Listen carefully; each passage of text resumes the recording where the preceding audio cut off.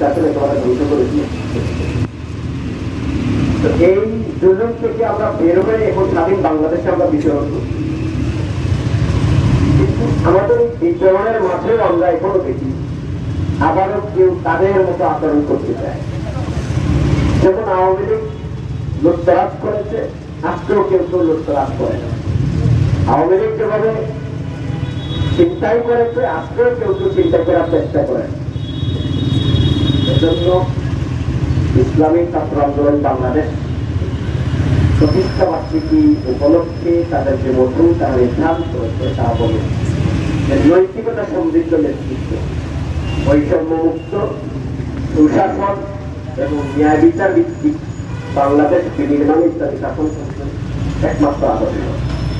দেখেন ৫৩ বছর ধরে আমাদের যারা শাসক ছিল তারা নৈতিকতার মানদণ্ডে কেউই উত্তীর্ণ ছিলেন না। আর নৈতিকতার মানদণ্ডে উত্তীর্ণ না থাকার কারণে তাদের দ্বারা কখনোই দেশে কোনো ভালো কাজ হয়নি। যেই সরকার বিগত হয় সেই সরকারই দুর্নীতির মূল ফাঁকানাগুলো চলে আসে।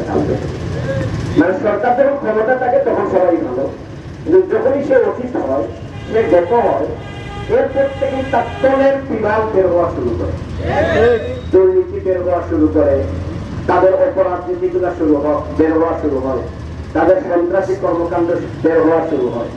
আমরা গত স্বরাষ্ট্রমন্ত্রীকে দেখলাম এখন তিনি তার ব্যাপারে এখন জানি যে তিনি আগে বস্তা ভরে দুর্নীতির টাকা নিতেন, ঘুষের টাকা নিতেন। আমরা শিক্ষামন্ত্রীদেরকে দেখতেছি এবং তাদের আগের খবর যে তারা কৃষি প্রবৃতি ১,৫০,০০,০০০ টাকা ছাড়া এগুলা নিয়োগ দিতেন না, করতেন না। অর্থাৎ যখন চেয়ারে দেখি তখন অনেক ভালো স্পষ্ট পরিষ্কার। যখনই তারা বিগত হন, অতীত হয়ে যান, তখনই তাদের দুর্নীতির দলের বিরাটের হয়। জন্য ইসলামী ছাত্র আন্দোলন বাংলাদেশ মনে করে